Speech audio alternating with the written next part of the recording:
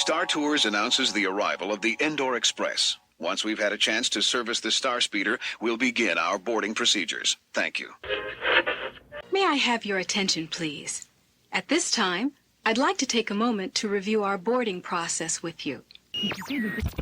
Hello, I am C-3PO Human Cyborg Relations. Welcome aboard the Star Speeder 3000. Proof of ownership. We droids are made to suffer such indignities. Stand by for final systems check. WDW Radio, your information station. Hello, my friend, and welcome to the WDW Radio Show, your Walt Disney World information station. I am your host, Lou Mangello, and this is show number 680, and together we're going to celebrate the magic of the Disney parks, movies, and more here on the podcast, my weekly live video on Facebook, community, events, social, blog, and more. Please be sure to subscribe to the podcast and find everything else at WDWRadio.com. So I was honored and incredibly excited to have been invited to record an episode of the show live in front of a studio audience at Star Wars Celebration 2022 at the Anaheim Convention Center this past weekend. And this week, I'm going to share that recording as we look at living your Star Wars story in the Disney parks and beyond. We'll look at the history of Star Wars in the parks, current opportunities, and how they may evolve into even more interactive, immersive, and personal experiences. Then stay tuned for our Disney Trivia Question of the Week, where you can win a Disney prize package, and more updates at the end of the show, including a very special giveaway for the exclusive, limited edition Diamond Collection. You'll have to stay tuned to the end of the show to find out exactly what it is. If you're a Star Wars fan, I know you're going to love it. Also, listen for more updates, your voicemails, and more. So sit back, relax, and enjoy this week's episode of the WDW Radio Show.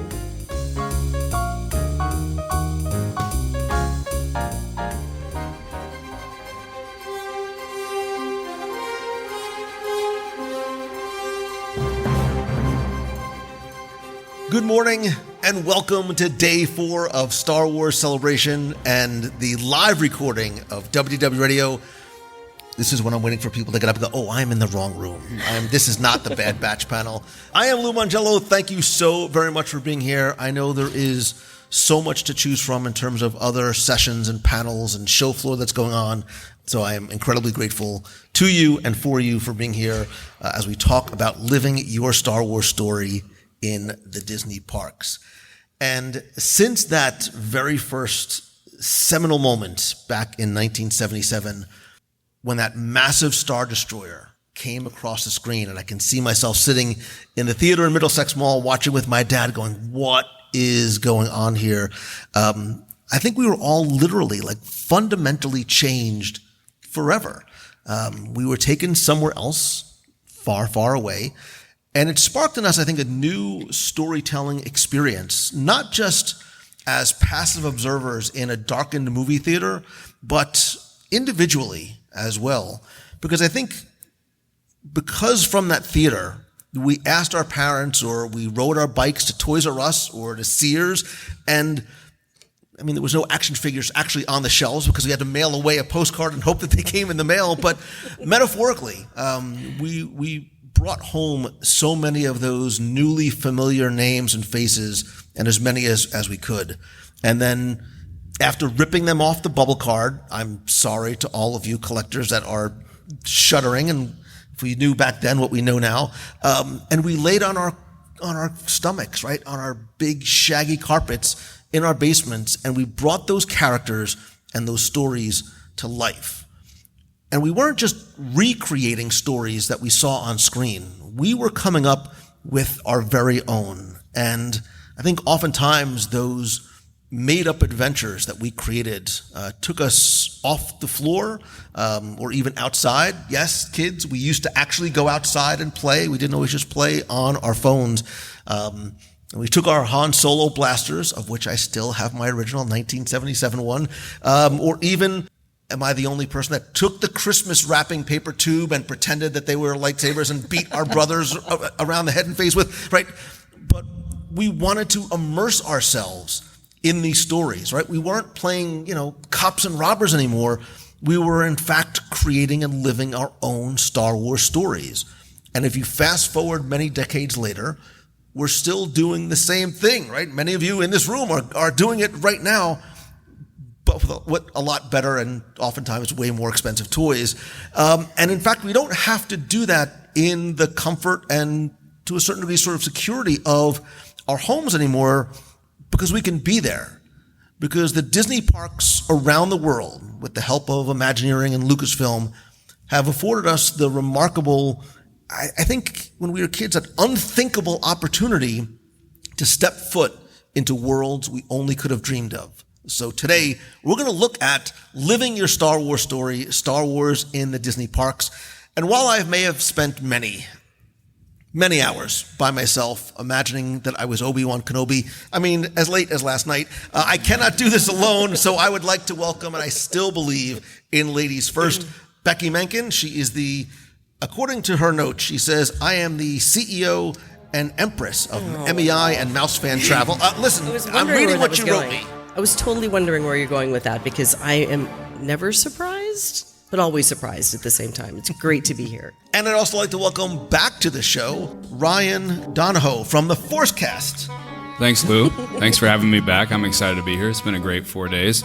I just researched Star Wars last night, so I watched the first one. So well, good. We should be good. You're way ahead of Becky, so we should be good. Yeah, excellent. Yeah. Now I see where this is going. And I would also like to introduce you to the fourth member of our panel, who is not here. This is my son Nicholas, who decided that he needed to go to the Bad Batch instead. I know. Oh, poor Nicholas. The poor kid felt so bad. I'm like, dude, don't worry about it. Go check it out. There is years of Catholic Italian guilt coming Nicholas's way. He has no idea what he is in for. So, before we sort of get into it, and I want to talk a little bit about some of the history of Star Wars in the Disney parks. I think everybody's level of fandom is different, right? But we've all sort of imagined playing Star Wars in our own different way. Becky and then Ryan, what is your earliest Star Wars memory? Ryan, remember, we only have the room for about an hour. Okay. For me, it was like you in 1977, seeing the first Star Wars. And what really struck me was Princess Leia. Her strength, her character, having this very strong woman as a role model was kind of amazing at that time. And I really kind of wrapped my brain around that memory, and it has gone forward with me. I saw it with my family in the theater, and like you, that very first time seeing the little spaceship go, and then all of a sudden this huge spaceship just goes over your head, and the technology, the hit of that technology was kind of amazing. But most of all, it was Princess Leia and that projection of a very strong woman. It's okay if Princess Leia was yours too, Ryan. It's fine. Yeah. Well, that's the only movie I've seen. So no, but I'm unlike you two. I'm a little bit younger, so I was not around in 1977 when that movie came out. But I was 5 when the special editions hit theaters in '97, and I still remember my dad, who was around in 1977, was so excited to take me to the theater to see Star Wars, same Star Wars he saw in '77, and we went to Taco Bell, where that's where the tie-in material was. And so my dad just bought all of this stuff from Taco Bell, and we got like 4 large drinks for 2 of us because the cups, he wanted C-3PO, he wanted Darth Vader. And to this day, I still have those cups sitting in my office because he washed them out and he did all this. And as soon as that was like really the first movie I ever saw in theaters, or at 5 years old, that I can remember. And ever since then, that was it for me. And I've been hooked my whole life. And then the prequels came out, and I was even more hooked. Those were my movies. And now, several decades later and several thousands and thousands of dollars later, it's still such an important part of my life. And, I live it and breathe it every day. Yeah, I remember for me, I was very fortunate. I had a younger brother and parents that were incredibly generous. And, I still realize that how lucky I was to have those toys to play with. More importantly, I was lucky enough that my parents bought 2 of everything. So we played with my brothers and I kept mine. So I have all of my action figures like still in their boxes, carded, and yeah. So it's good because my kids are going to college next year, so it's fine. I need that. But I also remember like when the prequels came out, who else ran to Toys R Us at midnight and stood online for hours like, I'm going to pay for my kids' college. I'm not paying for my kids' college education with any of the things from episode 1, as much as I thought that I was. But we sort of have this gift of being able to not just do things like this and live our own Star Wars adventures and stories with other fans, but we're able to do it in an environment that's created for us in the Disney parks. First trivia question of the day, and yes, I have giveaways. I'll do it this way first. This is not the trivia question. This is just, and then I'm going to ask you a question for a prize. What do you think was the first sort of opportunity in like the Disney parks, like in Walt Disney World, to experience Star Wars like with something that was hosted by Disney? Star Wars weekends? Nope. Was not Star Tours. Anything else? Anybody else? Was there like a stage show? It was not a stage show. So here's the trivia question. You actually could meet a Star Wars character in Walt Disney World back in 1977. Who was it? Raise your hand if you think you know. I mean, look, it's 1970. There's not a lot of characters to choose from. Not even close, but close. Anyway, I mean, literally, just start naming random characters. Who? Which one? No, I'm only kidding. It is Darth Vader. Can you do me a favor? Can you bring that nice young gentleman back there thank you very much. You could meet Darth Vader in the Lake Buena Vista Village, which you now know as Disney Springs, in early 1977, like in where the Penn Station currently is. You could meet Darth Vader, and actually you could meet Luke Skywalker sometimes, and Mark Hamill was even there. Oh, no way. And they gave out posters, and you could actually get them to sign it. It made no real sense, but that was really, so very early on, there was this sort of Disney and Star Wars connection. And I think over the years, and Lucas has talked about if there was ever any company that he would want to work with or trust his properties with, it would be Disney. And actually his first sort of connection in working with Disney was Captain EO back in September 86. Captain EO fans? For those of you listening at home, there's about 600 people in the room, but they're very, very quiet and very, very far away. And then Star Tours, right? And then when we got Star Tours, it was amazing. And so somebody mentioned earlier, who remembers Star Wars weekends, right? Star Wars weekends began back in 1997. It was a sort of a one-off event. Then they brought it back in 2000, 2001. And then from 2003 to 2015, they had these incredibly well-themed weekends. Whoever attended Star Wars weekends, like it was a destination. Like I still live in New Jersey and I would go down specifically for it. And I think it certainly helped lead to the eventual acquisition. But from a living our own story perspective, I think it was one of the first times that we were as guests encouraged to come in costume and come in character and sort of let your fan flag fly in front of other guests as well. Yeah, what's funny is you talk about Lucas. He was at Disneyland the second day it opened in 1955. And when they were doing Star Tours, he was talking to Tony Baxter, Imagineer, and he said, my fondest memories as a kid was waiting for the monorail to come pick me up and go see what I was going to discover that day.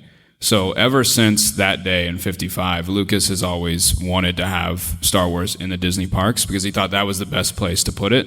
So he kept going back. It was Captain EO, then it was Star Tours, then it was Star Wars Weekends, and Star Wars Weekends was like, we're just going to turn, MGM Hollywood Studios into basically a mini Star Wars celebration. Dress up in costume, actors on a stage.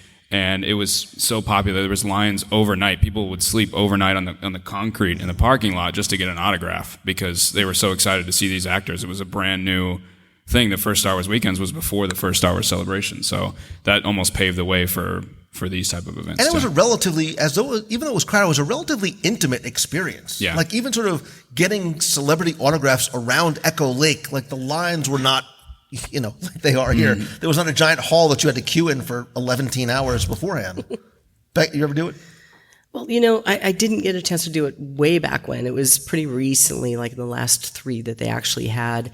And it seems like the perfect marriage of, Disney tells stories so well, and you take that and marry it with this Star Wars universe that have the two collide. I do remember and loved the dance party. What was it called again? The hyperspace hoopla. Thank you. Hoopla. And the last time I saw them, I kind of thought, okay, it's kind of cute and hokey, yay. I really wish I knew that was going to be the last one I was going to see, because then I think I would have looked at it a little bit differently, because I would love to see that again. Right, because who doesn't want to see Darth Vader twerk on stage with Princess? Because and it's not that far. Did anybody ever see Hyperspace Hoopla? It's not all that far from the truth, right? The last couple of years were very freaky and a little bit more like we sort of would look at each other like, is Disney really putting this on? Because this is not necessarily what I expect. And there was all these sort of weird mashups of characters, right. the Jedi Mickey and Leia Minnie and some of these things, which we'll never see again, right? At some point, there was this decision like, wait a minute, we need to take this seriously again, and we need to sort of stop sort of putting, Boba Fett doing the sprinkler dance or whatever on stage. Nobody's recording this, right? Nobody's running the visuals that I'm doing up here. But it was this sort of first foray into allowing us to not just participate in things like, the films that were being shown there. And, I always wanted to be, because I fit the height requirement, like the Trials of the Temple, the Jedi training that kids were allowed to do, like grabbing a lightsaber and being taught by other Jedi, and then Darth Vader comes out and there's this, like, we all wanted to do that. We were craving what they eventually delivered, which was a non-passive experience. Yeah, how many times did we stand there as adults and go, I want to do that, when you watch the little 5-year-olds and 6-year-olds going up there, but I stood there going, and I'd point to back going, that's my mom. Like, I swear she said I could do this. Yeah, but that really speaks to the impact it had on all of us. We wanted to be part of that story. And they continued on. There was after-hours themed ticketed events. There was parties. Did anybody ever do The Void in either Disney Springs or Downtown Disney? Again, an unfortunate sort of victim of what happened over the past few years. Anybody ever do a Star Wars Run Disney race? I can't raise my hand. Like, I've been there, like I've waved to you as you've gone by, but I've never actually run it. But let's sort of fast forward to where we are today. And we'll start with the thing that was here first, which is Star Tours. Again, we can visit all of these planets. We can visit all of these different stories. We can shop for costumes and merchandise. But it really is a passive experience. And while the attraction by design affords us opportunities to easily expand with new worlds and new stories, I think what we as fans have always been craving since those early days in 1977 is something, and I think where we had to go next was something that has to be more experiential than sort of that passive. Yeah, Star Tours was easily the coolest attraction that Disney parks had ever done up in that point, like 1987. Because like even then, you would go to Fantasyland and like sort of go through Snow White, but there were like these little animatronics that would turn, and then it would be over, and it was like 3 or 4 minutes. This attraction was taking you somewhere that everyone had always wanted to go. So you'd never been able to go to Star Wars before, right? When that came out in 1987, everyone was trying so hard to capture that. You'd buy all the toys, you'd buy the soundtrack, you'd buy everything you can find Star Wars, t-shirts, because you wanted to go there, but you couldn't. And so when they brought this attraction there, they wanted to go literally where it was like when you board the Star Speeder, it literally feels like you're boarding a plane, because they wanted you to feel like everywhere you look you were literally going to Star Wars. And so it was so popular, they had to leave it open for like 60 straight hours because they wanted everybody to ride it. So you're right, it was very much like a passive experience in this fact that you didn't actually get off and you were in those planets, but it was such a shock to so many people because it didn't feel real. I mean, all the comments are saying afterwards, like if I watched old clips from 1987 when they were asking people when they got off, and you thought they would actually went to Star Wars. People were crying and they were like, I can't believe I got to go again, and they would cut the interview off and try to run back. So that was such a revolutionary thing, and it's all because people wanted to live that Star Wars experience. It's why we're all here, right? It's why we keep doing these things. It's why Star Wars Night, you couldn't even walk in Batuu in the Star Wars night, from what I gather. People couldn't even move because everyone wanted to go experience that. And that's been what's really been the partnership's whole coming together, was because Disney could provide that you get to experience Star Wars. And Star Tours was like perfect for that. And after we're done here, Ryan has 17 of the ice cream buckets. He'll be selling them right outside. Right out here. Lou will sign them for you, too. And then we can explain to Becky what the ice cream buckets actually are. All right, trivia question for you, and I'll give you a prize. So, like every good Disney attraction, like Star Tours, you end up in a gift shop, which is currently known as Tatooine. What was the original name? What was the original name of the gift shop that you exited from Star Tours? Who said it? Who said Endor Vendor? Give that man in the back.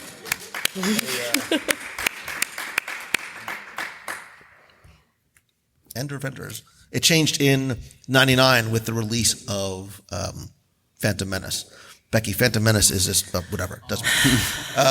Is there's a reason why you put Ryan between the two of us, right? So security actually asked if he could step in between. So let's sort of fast forward, obviously, to where we are now in Galaxy's Edge, and again going back to where we were as kids, playing with our toys, and then as time went on, what did we do? We got on our computers. We played X-Wing. We played TIE Fighter. We played Dark Forces. Dark Forces nerds? I'm a first-person shooter kind of guy. Galaxy's Edge is what we all dreamed about, right? We didn't necessarily care about being in that specific place with those characters. We just wanted to live in that world. And I know when it first opened, Disney and Lucas had this interesting, I think, conundrum to deal with, which I think they've addressed as recently as 2 days ago, which is, how do we determine where this land needs to live? Because my Star Wars, 1977, is different than baby boy Ryan's Star Wars in the 90s. And for some, there was going to be a little bit of a disconnect maybe between what, casual fans knew and what some of the hardcore fans knew in terms of movies and characters. And it was interesting because I remember there was a lot of discussion about, well, is this going to alienate? Is the choice of putting this in a specific place and time going to potentially alienate some people because they're frustrated that those faces were not familiar? Well, it's interesting because they had two. When you do a Star Wars land, you have two choices, right? You can either go, let's go relive the best moments from Star Wars. You can go on the speeder bike ride, and you can go to Tatooine, and you can go relive this moment you saw in this movie. Or the second choice, which is we're going to build a planet. Like, this is somewhere you can actually go and visit and people work and live here. But when you do that, everything has a story, both Star Wars and Disney. So when do we set this? They set it between Episode 8 and Episode 9. But like Lou said, not everybody likes Episode 8 or Episode 9. Not everybody even knows when you walk in the building. It's not like there's a sign that says, welcome to Episode 8.5. So you don't know that that's what's going on here. You see Kylo Ren, you see Stormtroopers, you see Rey. The ride you go on, the attractions are set between 8 and 9.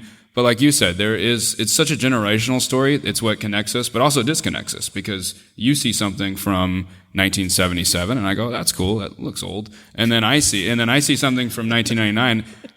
I will not open my Jar Jar action figure because I love it. I don't want to open it. So, but you don't care about the Jar Jar action figure. So how do you strike a balance? And I actually think that choice to put it as a living planet is going to work out to their benefit, because as you said, they are now going to start bringing in characters from all over and just say, well, if you're staring at Boba Fett, that means right now Batuu is set when Boba Fett's here.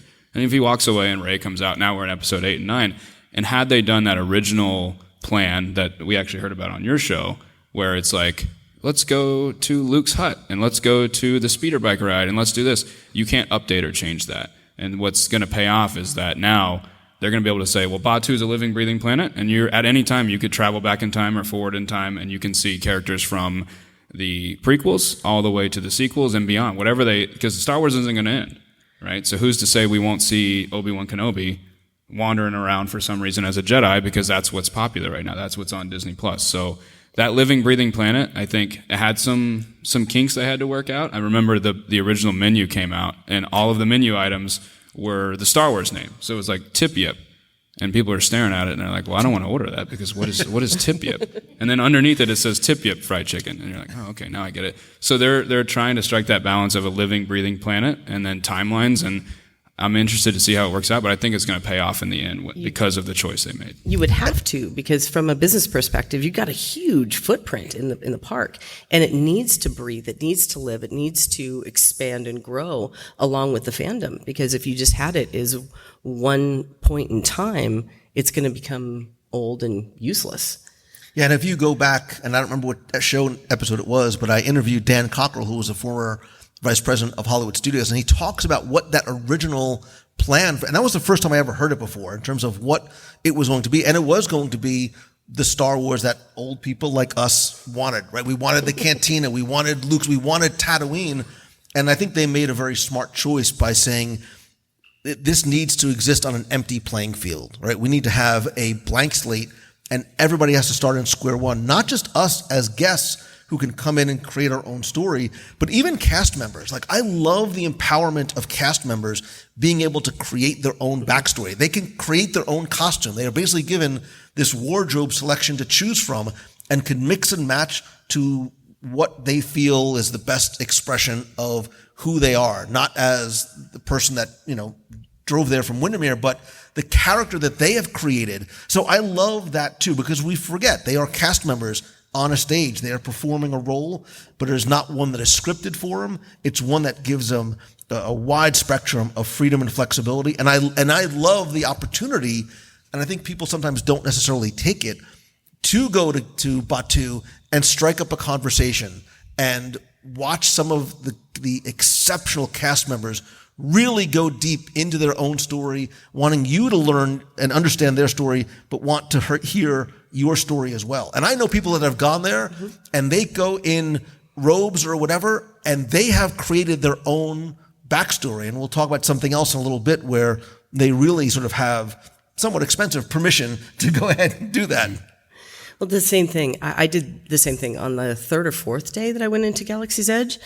I'd ridden the rides, I'd seen the Easter eggs, I had gone through, and all I did one day was talk to cast and just go to store, to place, and find them, seek them out, and say, what's your name? What planet you from? What's your family like? How did you get from there to here? And just listening to how deep they went with those stories was absolutely incredible. And you mentioned, like, the original plan had the Mos Eisley Cantina. This one has Oga's, and the good thing about that is, like, we all have our memory of the first time we saw Mos Eisley Cantina. But with Oga's, it's our cantina. Like, we're the ones that get to go there for the first time. So when you talk to the bartenders there, the last time I was there, I ordered a fuzzy tauntaun, which, warning, it numbs your lips, so just be careful. But then the cast member said, she said, well, what planet are you from? And so now I'm in a weird spot because I'm a Star Wars podcast host. I should probably say something like really deep cut. And so I tried. I said, like, Dantooine, which is not in any of the movies. And she started, like, naming off lore about where Dantooine was in the books and all this. And she's like, oh, naming characters, like, in universe. And then I was just completely lost. And so she was like, what did you order again? And I'm like, because she had this whole story. She goes, oh, I traveled there once and all that. So you go to these places, and that's, like, part of the fun too, because this is a living, breathing planet. So they get to come up with stuff just like we do. As you walk around, you see, like, where a blaster is fired against that door, and there's steps leading to this building that you're like, well, I wonder what that building is. And then you have cast members walk by, and they're telling stories. And it's just like, if you don't go on Rise of Resistance because it's 260-minute wait, you can find your own fun, like going around and listening and finding little crevices like that. It's its own attraction. Yeah. You don't really need to ride anything to enjoy the land or the space. You just have to melt into the surroundings and talk to people and really get into the detail. And what's nice too is that, instead of going to a regular bar and the bartender or waitress asking you where you're from, you're like, oh, I'm from Dantooine, and like, listen, man, just order a drink. Now they understand exactly. Yeah, usually they call security, but this time they don't. They actually welcome that. Ryan's like, they'd be like, come on, nerd, just order something to drink and get out on the dance floor.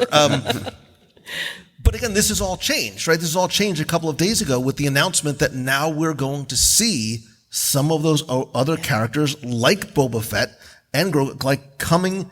And I'm not sure why only Disneyland. We're going to figure this out soon because some of us in Walt Disney World are excited but jealous. And to your point, they're now sort of asking you to suspend your disbelief a little bit, right? We're sort of not locking you into a specific place and time, but as these characters come out, the environment changes, the timeline changes, and I think people need this. I think this is definitely going to be a guest satisfier because it's what people wanted, because I can only imagine how many people went to guest relations saying, where's Darth Vader? Where's Boba Fett? Where's the Mandalorian? Like, why am I not seeing these characters who I am so, as we all are, deeply emotionally vested in? I can imagine that when the Mandalorian blew up and Baby Yoda was everywhere, you have the people that are in the story department, you have people that are in the money department, right? And I could see somebody from Disney going to Lucasfilm and Imagineering and goes, all right, I need Baby Yoda in Galaxy's Edge tomorrow.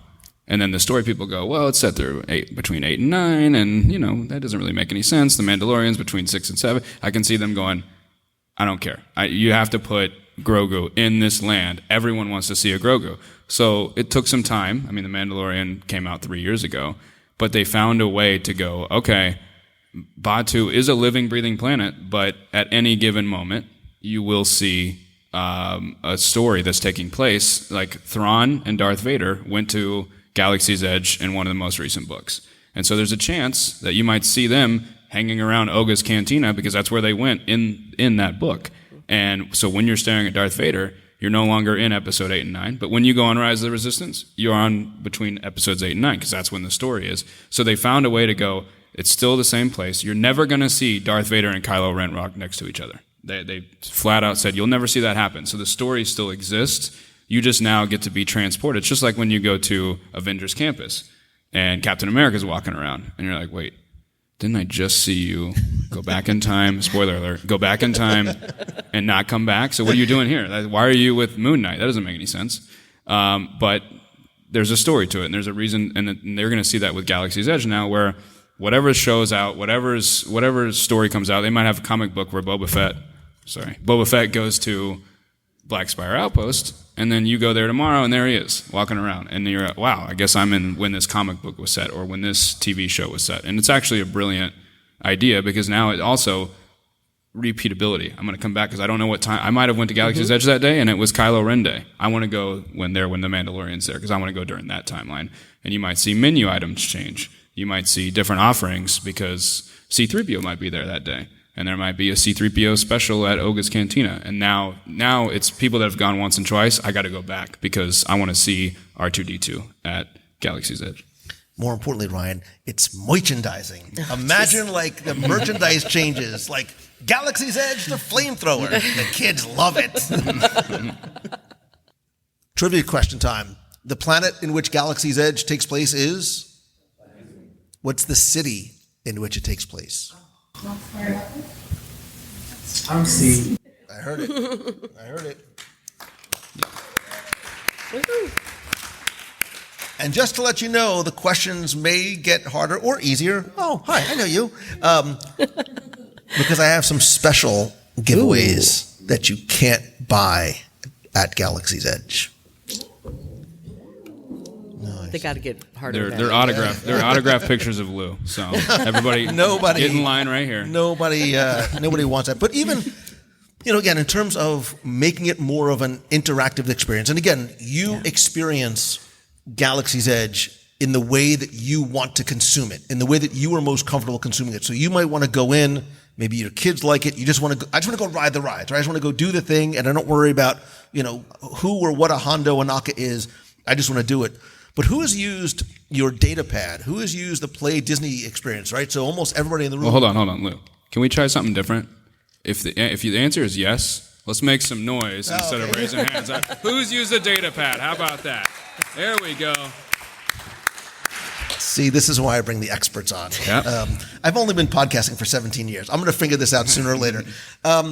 So you obviously everybody seemed like they've clapped. So you've used the data pad inside. It's making your experience in the park a much more interactive, personalized, and I think outcome driven. I expect those credits that you are accumulating are eventually going to pay dividends. Please. I do. I think whether and this could be a separate conversation, sort of the future of the technology. But I think the reason why you are acquiring credits, and I think there's going to be more in terms of how your interactions affect the credits that you earn and or possibly lose or trade, and whether it's NFTs, whether it's some sort of digital currency or payoff that you're able to accumulate in the app. I think that it is very much the tip of the iceberg and laying the groundwork for a much richer and deeper experience. And when we get to sort of the next sort of thing on the list, I think that is really going to be that next sort of larger step forward into immersion, interaction, and almost the gamification of your experience in the parks. Mm-hmm. Well, that's why I bring Becky, because you get things like. I was just thinking that through because, you almost can't go down that path without starting to talk about what's next on the list, which is Galactic Star Cruiser, because that is the next step in immersion. To be able to not only walk into a land, but to be a part of the story, not just walking into the story and being a passive person looking around and taking it in, but actually playing a part. And that does teach or reach into the gamification in the data pads and the different pieces of technology that are pulling into it. And it has such an amazing opportunity of growth and change, where the story can change because the technology is going to allow us to experience it one way today, but yet a completely another way tomorrow. Yeah, there's a new Magic Band coming to Walt Disney World, Magic Band Plus, and the original idea behind Galaxy's Edge was that the stuff that you did, the cast members were going to be able to read your Magic Band and go, oh, okay, that guy really stinks at flying, so let's go ahead and stay away from him because he crashed the Millennium Falcon 5 times when he drove it.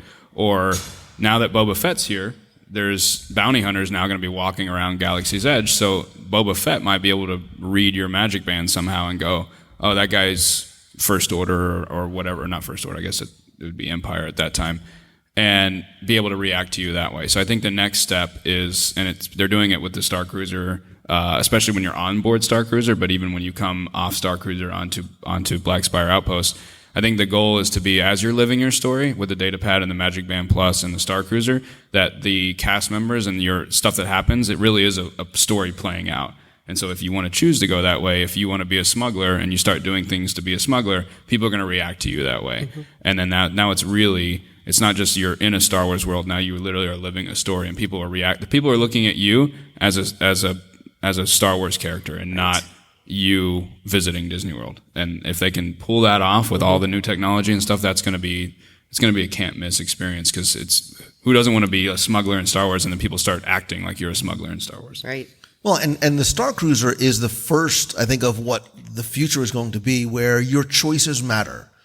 The big choices and the small choices you make, whether it's the choices you make in your data pad, the choices you make in terms of the conversations that you have on the Star Cruiser, or even the choices you make in terms of where you go and what you do. By round of applause, thank you, Ryan, who has been to the Galactic Star Cruiser? No. By round of applause, who wants to go on the Galactic Star Cruiser? Because it is, I think, and it is this brilliant marriage of interactive theater, cruise lining experience, escape your room, choose your own role-playing adventure, video games, puzzle solving, dinner theater show, which, by the way, is a lot and I think helps justify the price. We talk a lot about it on our full review back on show. Insert show number here. It can't be more than like $50, right? Oh. Well, a minute?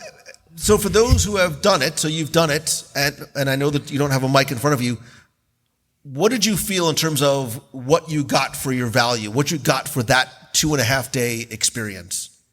Our money's worth, and it wasn't just me, it was there were 5 of us there, and we're planning a return, we're ready.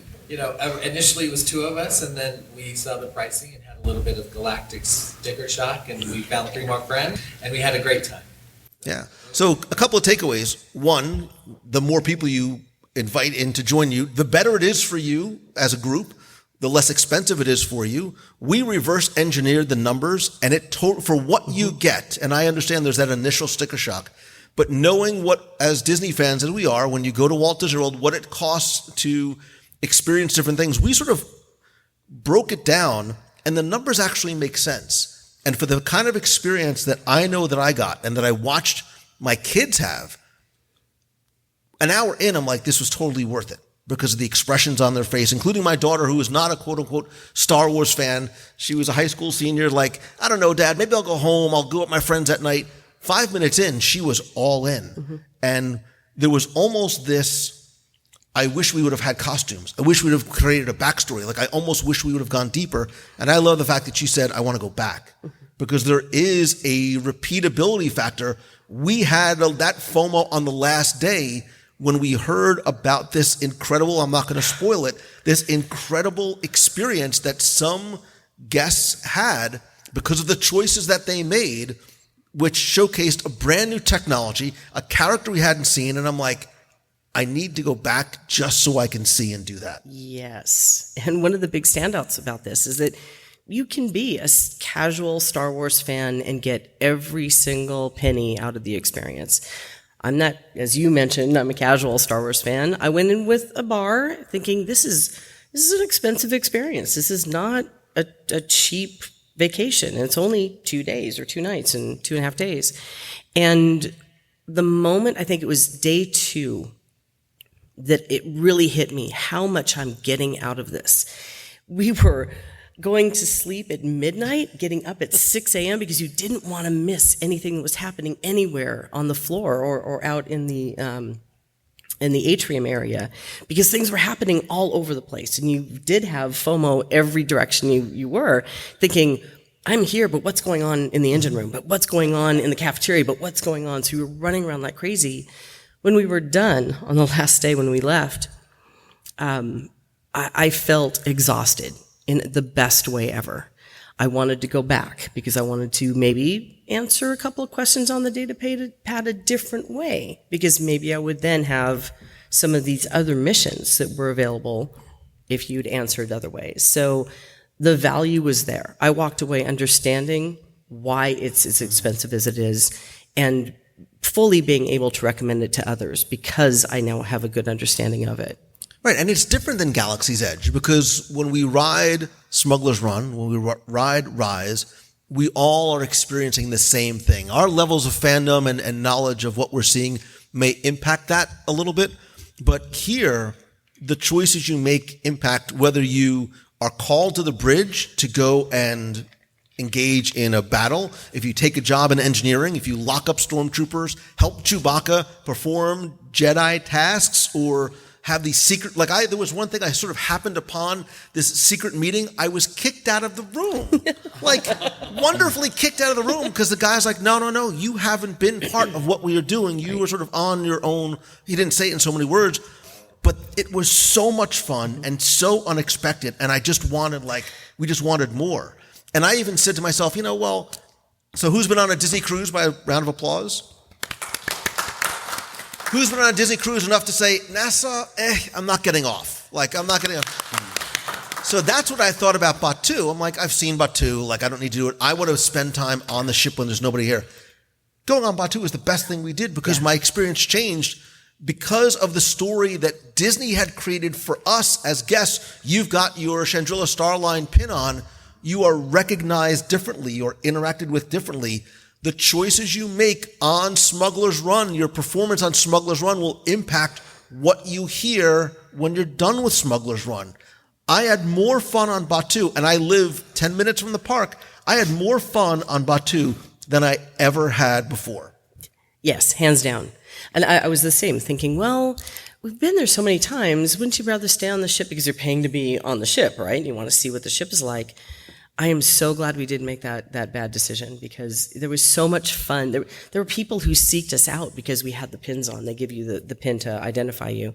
And there were conversations that were happening, or there were missions that were going on that's like, oh my gosh, did you get that mission? No.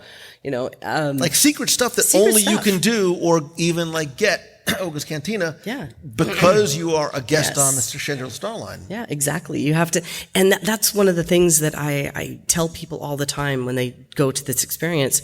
talk to everybody. I'm that type of person, I'm a little bit against the wall, and I don't like to get in the middle of things. And the first day, I decided, looking around, the people you choose to talk to will also have a great impact on your experience. I found one guy, and I started talking to him, and he learned my name, and later on the next day, I was kind of standing there, which is kind of another reason why if you go by yourself, it'd be more expensive, but you can still do it because you'll get pulled into all these things going on around you. I was standing there thinking, well, what do I have to do now? I don't have any missions. Maybe I should just go, I don't know, Lou's probably eating somewhere, so I can go find him. It's called research. Uh-huh. I was doing it for you, just so you know.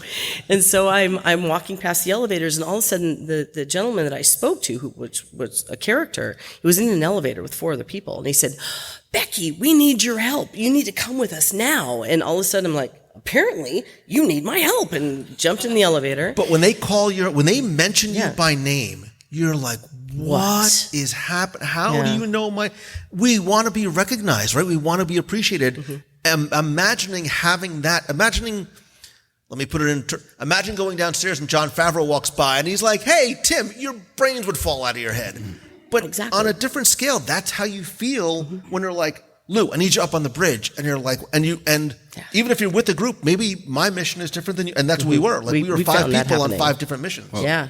We had a point where 3 of us went, oh my gosh, in 5 minutes, we need to be in the engine room. And then a couple of the other 2 were like, what are you talking about? I have nothing. My wife was that. like, how am I on the dark side? And we found out this was the best. Volumes. Yeah, there's marriage counseling that needs to take place after your excursion. The best thing we learned is his wife is on the dark side, in which, again, there's a whole backstory there, which take a whole nother show. Well, there's this, and if you don't want to be at all spoiled, then don't watch it. But there was these great live streams Lou did on Facebook, facebook.com/WDW Radio. That's tough to say. Where you went and took us on, and I was watching it because I was trying to convince my wife, who hates Star Wars, that we need to go on this. And we were watching the live streams, and at one point, you guys were on the deck, or you were on something, the bridge or something, and there was this person in costume, and there was the cast members, and they were going on. I'm watching because I'm enamored, and they're doing all this stuff, and then they all 3 run away, the cast member and these 2 other people, and Lou goes, yeah, that lady is just a guest. She's not part of the cast. And I thought the whole time she was part of the story because she was so into it, and she was like improvising, and I'm watching, and I was like, that lady was just a guest?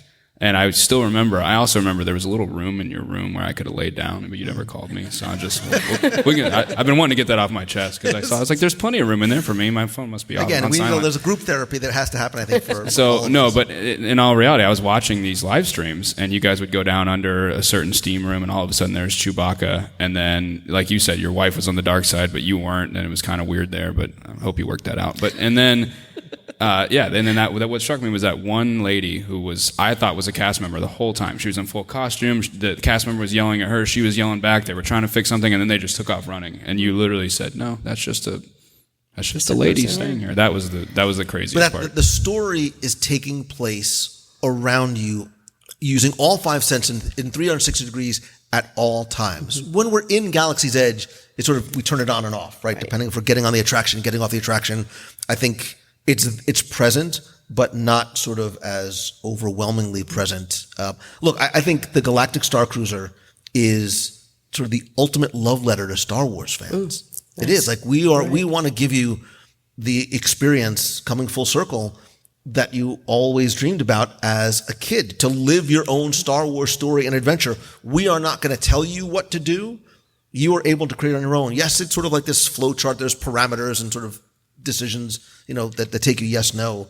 And it makes me think about what's next, right? What is the future for living your Star Wars story? We know that on the Disney Wish, which is coming in just a few weeks, there's going to be a hyperspace lounge there, which Becky, as we know, is incredibly excited about. If you can't find Becky on the Wish, she'll be at the hyperspace lounge. But I'd like to know from you and from you listening at home, what type of Star Wars experience do you wish, right? If you were the head of Imagineering and we've given you unlimited budget, what would your ultimate interactive type of Star Wars experience be? Or what do you sort of envision when you're sitting at home? I wish I could do this in a Disney park. I think the future is in VR and AR. I think if Disney, they're opening an experience in Disney Springs, where the NBA experience was, that's Batu and VR related. I think if they could add something to Galaxy's Edge, it would be a way to either have AR where your entire surrounding gets changed and you're in a battle or a mission, or VR, yes, putting the headset on, because I know ILM is investing heavily into that. So I think if you could find a way for Imagineering and ILM and the stagecraft technology they've been shooting all these shows on, with The Mandalorian, where they create these sets around you, and these actors say, I literally feel like I'm on a planet. If they could channel some of that, that could be the next step to where you go off into this, because the Rise of the Resistance show building is hidden. I still don't know where all that stuff is when you enter the queue and the ship flips around. It's that interactive experience and that immersive experience where I think if they could tap into that AR, VR, stagecraft technology, it's changeable, it's doable, and then they can also make you feel like you're really into it, and that's sort of the next step into interactivity, where maybe a hologram will pop in front of you and somebody's giving you a mission and it's literally right there in front of you, and then you go this way or you go that way. I think that's something they could, Disney and ILM working together could really create something. And we've seen that. We've seen Ray. We've seen, and remember the Captain Jack Sparrow that they were testing at Disney's Hollywood Studios years ago? This 3-dimensional projection. Quick, by a round of applause. Did anybody ever do The Void in Disney Springs or Disney? What were your thoughts? What were your thoughts? Loved it? Thumbs up? Wish you could do it again? Do something like that again? Yeah, I did it. I wasn't ever able to do the Wreck-It Ralph one, but it was really well done. And I know for some people there's concern, about putting the helmet on and maybe sort of the motion but the fact that it is not only a visual but a tactile experience, not sort of just having that sort of blaster in your hands, but feeling the heat as you went into certain rooms was incredible. Yeah, you kept shooting me in the back, if you remember correctly, because the vest you're wearing vibrates every time you're getting shot, and so every once in a while, just like my vest was like vibrating like crazy because you kept shooting me in the back. For me, I think, yeah, you remember, and you're proud of yourself right now. It wasn't the back. I'm not a coward. I shot her dead straight on, like I wanted to let her see what was coming. I would love like a day of babysitting Grogu. That'd be great if we could do that. So Becky's babysitting service is a real thing. For Grogu only. It's for Grogu only, or others of his species that we may someday get to meet.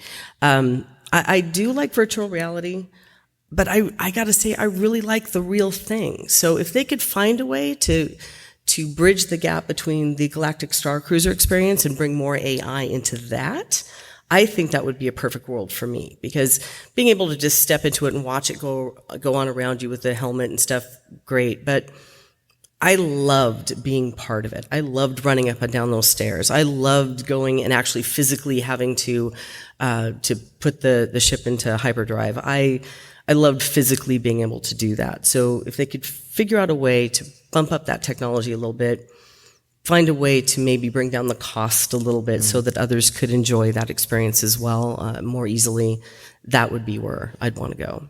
Oh, and more lounges with, just because. Do you like the idea? Because I think what we're starting to see is the Play Disney Parks app with overlays for the Star Cruiser and Batu. I think we're really in its infancy of what this is going to do. I expect an augmented reality type experience to come. Do you like the idea of utilizing your device more in the parks for a richer, enhanced experience? Or you're shaking your head no? Or do you prefer not to have it? Who likes using their phone in the parks for that additional layer of experience? Who does not? I get it. And the recovering attorney in me can argue both sides, right? Because we want our kids, just put the phone away. Like, be present where we are. I want to look in your eyes, not in the back of your head looking down on your phone. But on the other side of the coin, this offers endless possibilities of what we can do. I actually tested something years ago where I was able to hold my phone up to a wall and it literally opened up this portal in Fantasyland. And this was a long, long time ago. They ended up going down the Sorcerer of the Magic Kingdom route instead. But I think that is part of maybe where the thinking is going, especially for the generation behind us, where this device really sort of is in their hands at all times. And it is part of the experience. Maybe when it's not, there is a little bit of a disconnect. I would love to take any questions you might have. We have a fourth mic. If you don't mind standing up here and coming up to the mic, this way I can record it for the show. Come on up. Don't be shy. It's okay. I saw you stand up. No? You were just adjusting yourself in your seat? If you have any questions, come up to the mic. If you don't have any questions, who wants to do a little more trivia? If you guys don't want these Star Wars Galactic Star Cruiser pins, I could just take them home. It's fine. If you see now you get I know. Yeah. They're pretty cool pins too. I'm curious to see.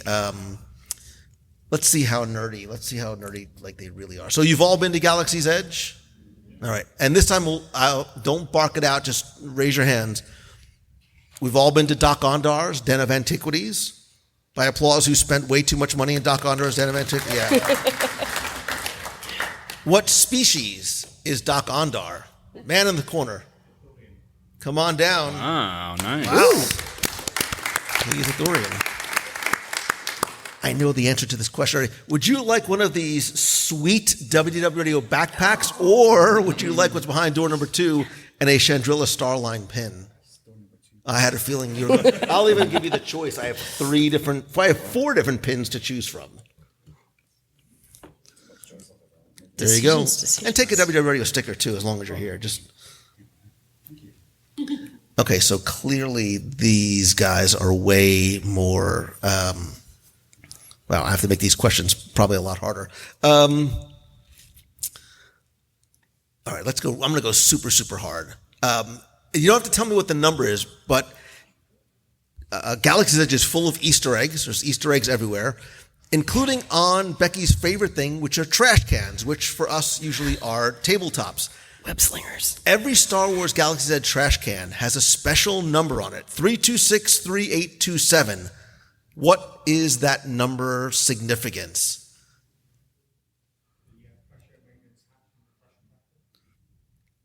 He's speaking with one of those funny accents from England, but I think I heard the words trash compactor. You got it. It is the sector where Luke, Han, and Leia were tossed into the trash compactor.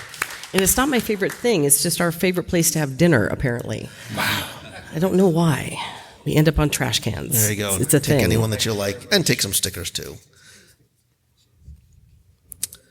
All right, let's see how deep into story they go. Again, we've all been into Doc Ondar's. They have everything in there, from the holocrons to who collects legacy sabers. I'm clapping for my son who's not here. One of the most interesting things that he has on display as part of his collection is a little teeny tiny baby Sarlacc. According to the story, who brought that item to Doc Ondar? Wow, you guys are good. How fast the hands go up. Han Solo. Wow. Did you know that? No. I don't Come on up and get your pin. Yeah, nice. No clue. No idea. Holy cow. I didn't actually know that, no. Wow, that's really good. I'm going to ask it. I think this is an easy one. Leave it up to adults to ruin a good thing. Not long after Star Wars Galaxy's Edge opened, something was taken away. I didn't even have the question out of my mouth already. Man in the back with the orange hat, he's already standing up. He's like, I'm coming up to get my prize because I know what the answer is. It was a spork. Oh, right. All right, you get amnesty right now. Who stole a spork? Raise your hand. Who has a spork at home? Isn't it so funny, like how fast like the sporks became a thing? They were so cute. You can take either of these 2 pins. You can take some stickers, or if you'd like this, look at this sweet WDW Radio backpack. No, you're very welcome. All right, I have one more pin. I'll give you one more. I'll give you one more question. I'm sticking with food because this is a body built on Docking Bay 7. Who thinks Ronto roasters are like the greatest thing since sliced bread? By the way, right? Oy. If only there was anybody who could bring me a Ronto roaster. Seriously?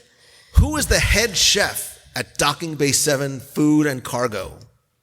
Oh, finally, I stumped the audience. Ooh. Who is the head chef? No? Chef Strano Cookie Tuggs. Cookie. Somebody just go, Cookie. Oh, how did I not know Cookie? Who provides the voice of Hondo Anaka in Smuggler's Run? Jim Cummings. Did you win a pin already? I got that. You got a bag? Come up and get your pen. He needs a pen. Now I want Tip Yip. I just want anything from Galaxy's Edge because I'm famished. All right, I'm out of pens. Everybody gets up and leaves. I'll ask a couple more quick questions. Let's go back to Star Wars really quickly.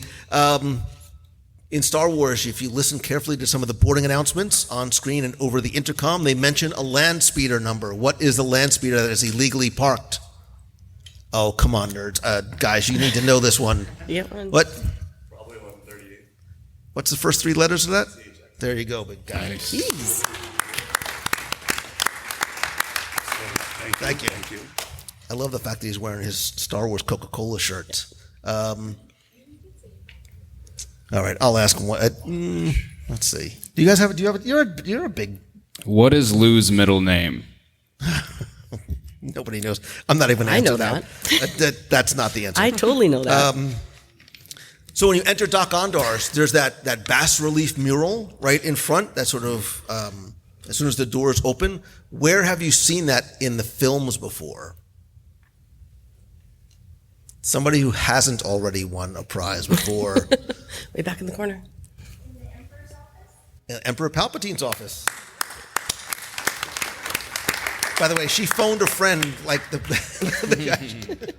So I cannot thank you enough. Thank you very much for taking time to be part of our panel discussion today. I also want to thank Becky Mankin from Mouse Fan Travel. If you're looking to go to Walt Disney World or Disneyland or the Galactic Star Cruiser or with us on the Disney Wish, you can visit Mouse Fan Travel. Ryan Donho is from the ForceCast.net. I am Lou Mongello. You can also come up here. You can find out more about WDW Radio. I have been podcasting every single week for the past 17 plus years. I am a recovering attorney. Don't hold it against me. We also do live video every Wednesday. A lot of fun events. And most importantly, everything we really do is about the community and conversation. And it means more to me than you know for taking time out of your weekend to spend a little bit of time with us this morning. So thank you very much. And may the Schwartz be with you.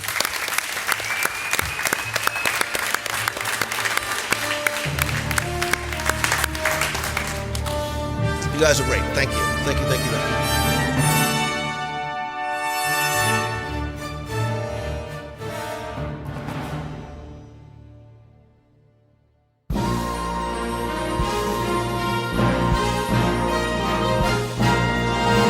It's time for our Walt Disney World Trivia Question of the Week, where I invite you to test your knowledge of Walt Disney World's history or see how well you pay attention to the details in which you see, hear, taste, or remember. If you think you know the answer, you can enter for a chance to win a Disney Prize package. This week's trivia contest is once again brought to you by you, because as part of the WDW Radio Nation family, you literally help bring every episode of WDW Radio to life.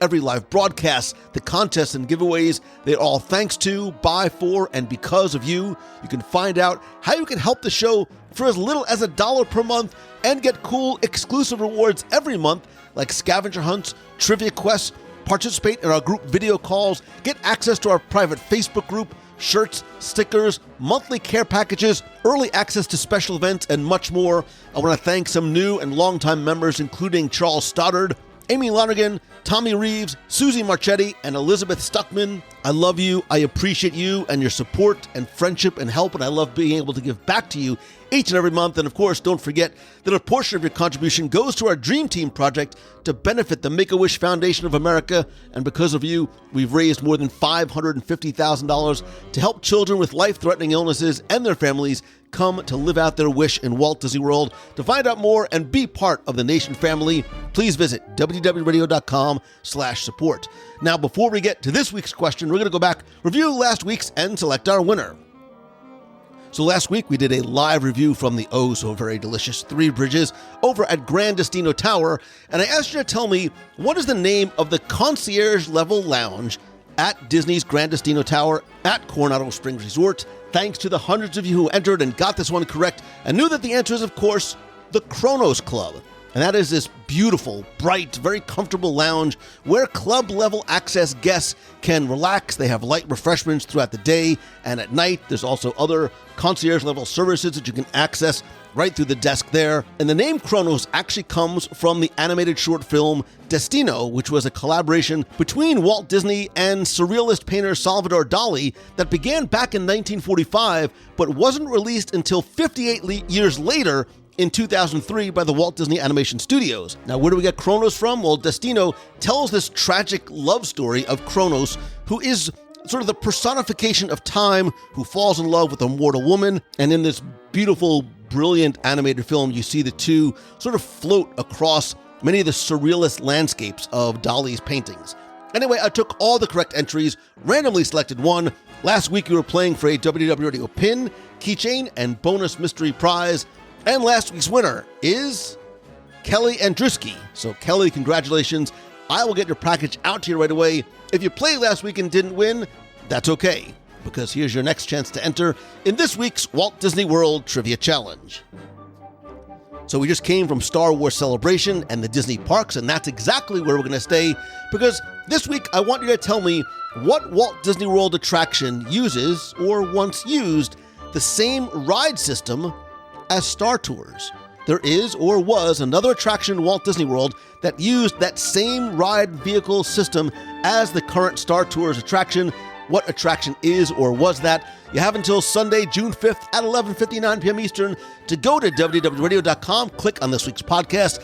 And you know what? This week, instead of playing for the WDW Radio pin and keychain, you'll play for something that I brought back for you from Star Wars Celebration, which is a set of Mandalorian and Book of Boba Fett button set, each unopened. Of course, pack includes 4 different buttons from The Mandalorian and the Book of Boba Fett. So good luck, have fun, and may the Force be with you. Always.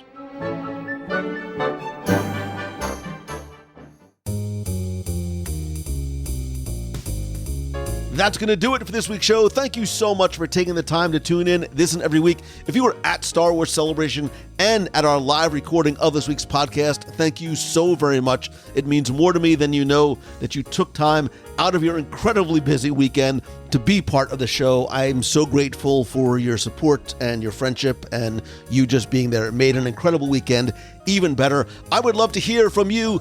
What is your favorite sort of in-park Star Wars experience? What allows you to live your Star Wars story? Or what would you like to see in the future coming to the Disney parks that would let you live out your own Star Wars adventure? You can be part of the community and conversation, answer this question, talk about anything in the Disney, Marvel, or Star Wars universe over in the WDW Radio Clubhouse. It is our fun, family-friendly, and incredibly welcoming community over on Facebook at wdwradio.com/clubhouse. You can also connect with me elsewhere on social. I am at Lou Mongello on Instagram, Twitter, Facebook, and LinkedIn. And also be sure to like the WDW Radio page at facebook.com/WDW Radio and turn on notifications so you don't miss a thing, including our Wednesday night live video show. We've been doing it for more than 15 years, each and every week. It is one of my favorite things to do, because it is real-time, unscripted, and so incredibly authentic. And more importantly, it allows you to be part of the show, of the conversation,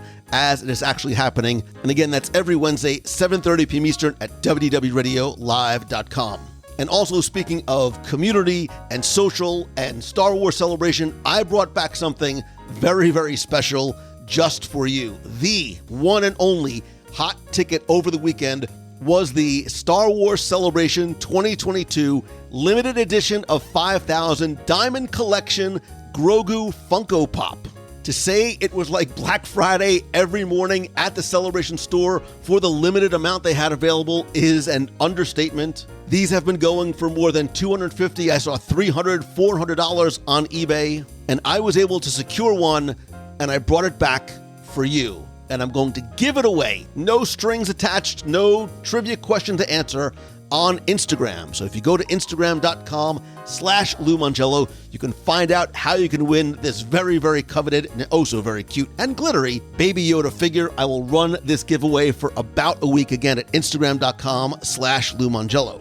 And speaking of fun things we can do together, be sure to check out our events page at WDWRadio.com/events. Our next meet of the month in Walt Disney World is likely going to be Saturday, June 11th over at Disney's Hollywood Studios. Check out the event page for more details.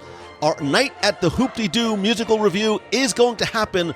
Unfortunately, the first date that we had chosen in June, Disney is unable to accommodate a group of our size.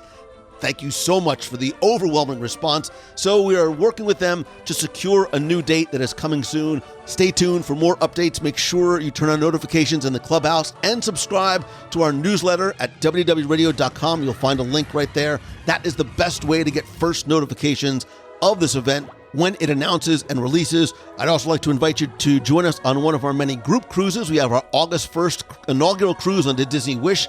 That is sold out, but don't worry, we have our December 5th Very Merry Time cruise on the Disney Wish and our April 2023 8-night Disney Fantasy Overnight in Bermuda and Bahamas cruise. And you can get a free no obligation quote from our friends over at Mouse Fan Travel by visiting www.radio.com/cruise. I am also incredibly excited to announce, finally, after years of rescheduling, our 2 Adventures by Disney WDW Radio group trips.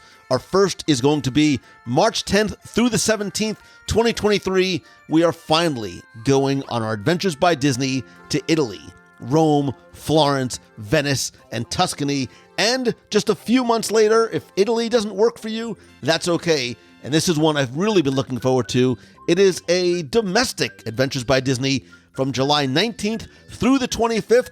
7 days, 6 nights, our WDW Radio Group Adventures by Disney to Wyoming, Jackson Hole, Grand Teton National Park, Yellowstone, Brooks Lake, and so very much more. Both of these are, of course, family friendly, and I do expect them to sell out once again.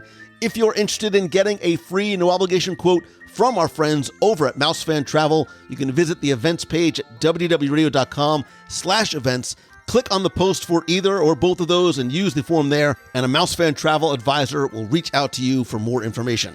I am, as hopefully you know, so incredibly grateful to you for the opportunity and life that you've given me and allowing me to share my passion with you. I would love to help you do the same and get you from where you are to where you want to be. And one of the best and most effective ways I can do that is through my weekly mastermind group. There are only 2 spots remaining. The group is limited to just 6 members, and our new group is forming and going to launch in June. And now is the time, now is the best time to start taking your idea, your business, your content, your project, or product to the next level.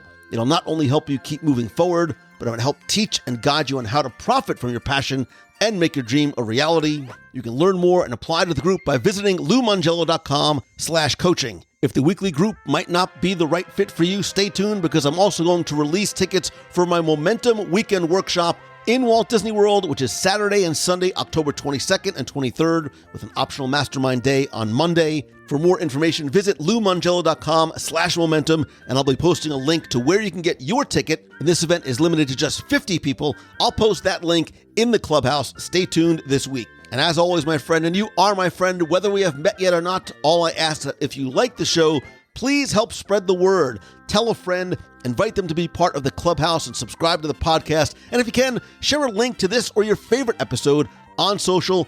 More importantly, if you can, rate and review the show over on Apple Podcasts or leave a quick rating over in Spotify. I want to thank some recent reviewers like MMouse20,000, who says it's clean, kind, and educational. I'm a special ed high school teacher. Thank you. I've worked as a lifeguard at Typhoon Lagoon with the college program in '96. Thank you. Thank you. I'm a lifelong Disney nerd, always eager to learn new tidbits. Thank you for a podcast that is clean, kind, and free of politics. Always has been, always will be. I never have to worry about the content no matter who is in the car. We don't get Disney very often. The last trip was about a decade ago, but we're planning a holiday trip in December this year. I'm excited to get in the car each day to listen and learn.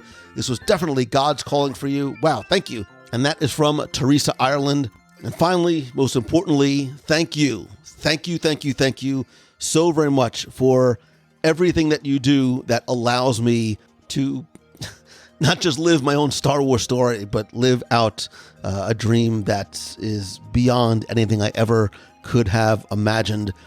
I love you. I appreciate you so, so very much. I hope you know that. And if there's anything I can ever do for you, please reach out and let me know. I hope to see you on the live show this week, in the parks, at our next event, and or just back here on the podcast next week. I hope that this truly is your best week ever. Get out there, be the positive light you want to see in this world. choose the good, be the good, and have an amazing week. See ya. Good morning, Lou. This is Joe Kane from Orange Park, Florida. I just got finished listening to episode 650. I'm about to listen to 651, the Star Wars episodes. And I just had to tell you, I love this show and I love these episodes. I'm going to love 651 because I'm a huge Star Wars fan. I have a whole right arm full of tattoos of Star Wars. But I just wanted to express, like, my opinion and how much I appreciate Star Wars Episode 3, Revenge of the Sith. And it holds so many reasons for me. One, because that's the movie I distinctly remember going to see with my dad in theaters. And I'm a huge storytelling person. I love story completions. And I think that's the perfect... If Star Wars was a plate of mac and cheese, that is the cheese. That movie, it holds it all together. And it completes the story. It shows complete transition of Anakin from this young Jedi Padawan who let his love overcome his Jedi mantra, and he unfortunately fell to the dark side because he wanted to save the one he loved, and he was duped by Palpatine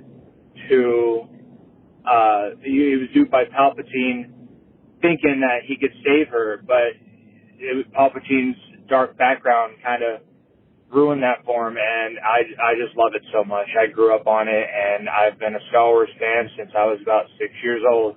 So thank you for what you do. I love the shows. I love listening to them on my commute to work, and I hope to do a meetup sometime soon. I just moved back to Florida, so I'm looking to see you guys. All right, have a good one. Hi, everybody. It's Elizabeth from Massachusetts. Happy Monday. Coming back from an April break for anyone out there who's heading back to school today from their vacations. It's always hardest on Tuesday, though, so get ready for tomorrow. Just listen to your most recent episode about the things that you love about Wilderness Lodge. It is one of my favorite resorts. It is actually my home base also as a DVC owner, and Copper Creek has a special place in my heart. It's actually the very first resort that I ever stayed at as a child. So for that reason and for other, in my opinion, very objective reasons, the lobby is my absolute favorite part of that entire resort. It is massive. It is gorgeous. It has this, like, huge presence, if you will, as a lobby, and I think that lobby kind of sets the tone for the entire hotel and resort. And it gives you that feeling of being, like you and Becky had said, in a national park somewhere else that is not in Orlando, in Florida. So I fell in love with it as a kid. It just drew me in, and I still, as an adult, think it's one of the most gorgeous lobbies. And you guys said this, but during the Christmas and holiday times, it is next-level magic. So if you've never gotten to experience it during the holiday season, make sure to swing by at some point and go see it. Yeah, so that's all. I hope everyone has a magical Monday and makes it as magical as you possibly can. I will talk to y'all real soon. See you later. Bye. Hey, Lou. It's Christine Morrison from Flowertown, Pennsylvania. You get me calling you twice in one day. Holy smokes.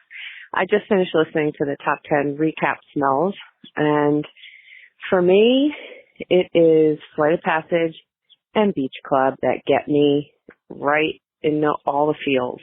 I go to Beach Club and I just smile and smell. I don't know what it is, but Lisa has managed to capture that in the most wonderful wax melts and candles.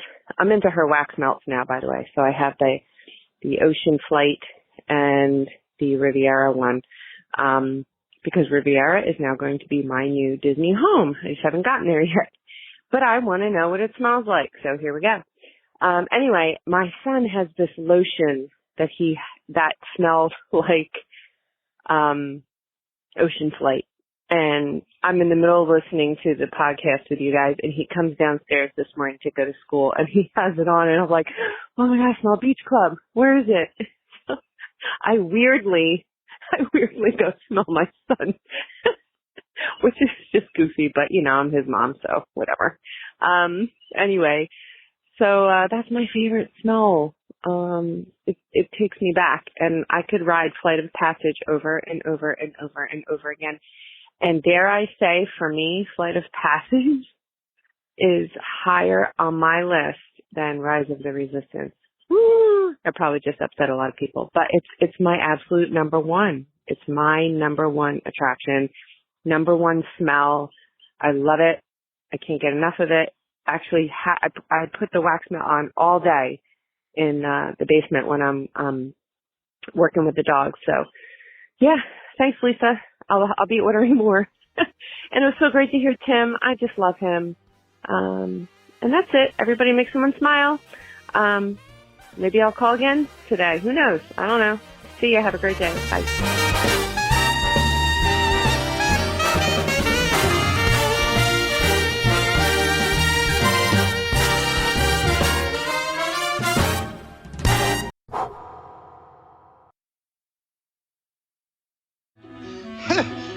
Her Imperial Highness, Her Grace, Her Excellency, Her Royal Majesty, the Queen of Hearts.